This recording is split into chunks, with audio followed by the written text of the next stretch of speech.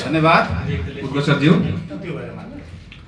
साथै यहाँ उपस्थित सम्पूर्णमा हृदयदेखि नै म नमन गर्न चाहन्छु। म शिवराज कार्की। आज चाहिँ म यहाँ बिमाको बारेमा केही कुराहरू राख्न गइरहेको छु। यहाँहरूले जीवन बिमा कतिजनाले गर्नुभएको छ? धन्यवाद। र नगर्नु भएकोहरूलाई पनि धन्यवाद। जीवन अनिश्चित छ, जीवन अनिश्चित छ, तर जिम्मेवारी निश्चित छ। त्यसैले आज म जिम्मेवारीलाई सुनिश्चित बनाउने महत्त्वपूर्ण विषय जीवन बिमाको बारेमा केही कुरा राख्न गइरहेको छु। सुरुमा जीवन बिमा के हो त? जीवन बिमा भनेको कुनै पनि व्यक्तिको जीवनमा आइपर्न सक्ने, भइपरि आउने जोखिमबाट आर्थिक सुरक्षा दिने व्यवस्था हो। मानौ कि उदाहरणको लागि यदि कुनै पनि परिवारमा कमाउने व्यक्ति दुर्घटनामा पर्नुभयो या त गम्भीर रूपमा बिमारी हुनुभयो या त उहाँलाई कुनै चोटपटक लाग्यो भने र उहाँले यदि जीवन बिमा गर्नुभएको छ भने, उहाँले आफ्नो जीवन बिमा गर्नुभएको छ भने बिमा कम्पनीले निश्चित रकम परिवारलाई प्रदान गर्छ। त्यसैले परिवारको खर्च, बच्चाको पढाइ, ऋण तिर्न र भविष्य सुरक्षित गर्न मद्दत गर्दछ। अब जीवन बिमाका मुख्य उद्देश्य के हुन् त? यसमा परिवारको आर्थिक सुरक्षा,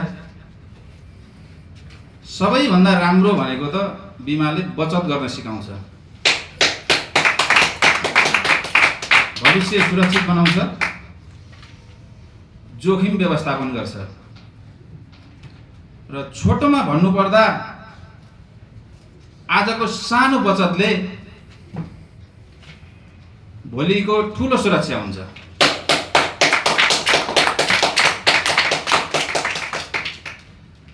अब मानिसलाई एउटा आफ्नो साथमा भएको मोबाइल फुट्दा त चिन्ता हुन्छ, मोबाइलको एउटा डिस्प्ले फुट्यो भने त चिन्ता हुन्छ, भनेदेखि आफ्नो भविष्य बिग्रिँदाखेरि अवश्य पनि चिन्ता हुन्छ होला। त्यसैले म भन्छु जीवन बिमा आवश्यकता हो। जीवन बिमा एउटा यस्तो चिज हो जो जीवन रहँदा पनि फाइदा र जीवन पश्चात पनि फाइदा हुने चिज हो। त्यसैले जीवन बिमा सबैले अनिवार्य गरौँ भन्न चाहन्छु। र हाम्रो समाजमा केही मानिसहरू हुनुहुन्छ या त केही मानिसहरू अझ पनि के भन्नुहुन्छ भने मलाई त के हुन्छ र, केही पनि हुँदैन, म त यस्तो हष्टपुष्ट छु, मलाई के हुन्छ र भन्नुहुन्छ। तर दुर्घटना भन्ने चिज, प्राकृतिक प्रकोपहरू भन्ने चिज, म आउँदैछु है भनेर कुनै फोन गरेर मेसेज गरेर आउने चिज होइन, त्यो अपरझट पर्ने चिज हो। त्यसैले त्यस्तो क्षेत्रको लागि जीवन बिमा एकदम अपरिहार्य छ। र अब हाम्रो समाजका मान्छेहरूले हामी चाहिँ म चाहिँ अलिकति बिमा अभिकर्ता भएकोले म जाँदै गर्दाखेरि किन गर्नु पर्यो र बिमा, म गर्दिनँ, यस्तो यो के छ र बिमामा भन्नुहुन्छ। तर बिमाका धेरै फाइदाहरू पनि छन्। त्यो कुराहरू हजुरहरूलाई विस्तृतमा जान्न चाहना भए म हजुरहरूलाई पछि सम्पर्क गर्नेछु। बिमा यस्तो चिज हो, थोरै आजको दिनमा थोरै गरेको लगानीले भोलिका दिनमा भविष्यमा ठुलो फाइदा लिन सक्ने चिज हो। त्यसैले जीवन बिमा भनेको अहिलेको समयमा नहुने भइसकेको छ। अब यहाँहरू नै भन्नुहोस् त मलाई, तपाईहरूको जीवनमा अब आउने 10-15 वर्ष पछाडि तपाईहरू आफ्नो भविष्य कस्तो देख्न चाहनुहुन्छ? उज्जवल उज्जवल भविष्य देख्न चाहनुहुन्छ। अनि बच्चाहरूको पढाइ कस्तो देख्न चाहनुहुन्छ? ओके, अब त्यसपछि तपाईँहरूले बच्चाको भविष्य उज्जवल 10-15 वर्ष पछाडि आफ्नो भविष्य उज्जवल भएको देख्न चाहनुहुन्छ भनेदेखि तपाईँहरूले अहिलेबाटै केही पैसाहरू सेभिङ गर्नु भएको छ त? उहाँले गर्नुभएको छ, त्यसको लागि धेरै धेरै धन्यवाद।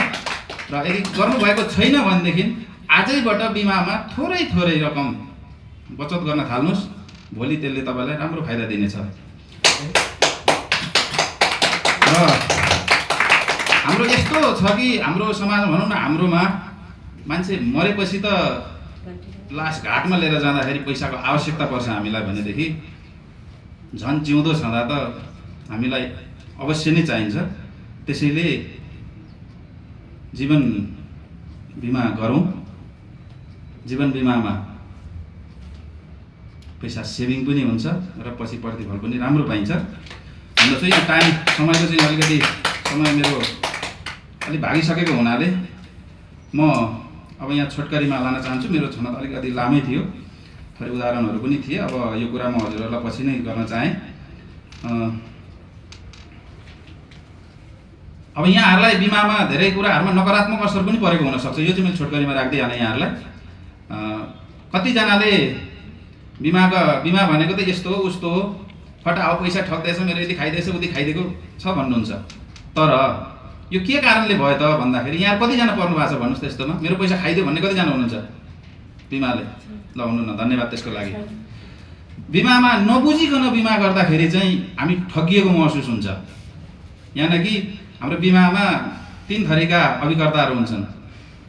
एउटा सधैँभरि गरिरहनेलाई अभिकर्ता भनिन्छ, र कहिलेकाहीँ गर्नेलाई कभिकर्ता भनिन्छ, र कहिले पनि नगर्नेलाई कवि नै कर्ता भनिन्छ। तपाईँहरू चाहिँ कुन बिमा अभिकर्ताबाट बिमा गराउनु भयो त्यसमा भर पर्छ। र उहाँहरूले तपाईँलाई कसरी बुझाउनु भयो, कतिको प्रश्न पार्नुभयो भन्ने कुराहरूमा पनि भर पर्छ। र म अन्त्यमा के भन्न चाहन्छु भने तपाईँहरूले राम्रोसँग बुझेर राम्रो सल्लाह लिएर यदि जीवन बिमा गर्नु भएको छ भने जीवन बिमामा कहिले पनि घाटा छैन, त्यसमा राम्रो फाइदा छ, उचित प्रतिफल पाइन्छ भन्दै मेरा शब्दहरू यहीँ टुङ्ग्याउँछु। हस्त, धन्यवाद।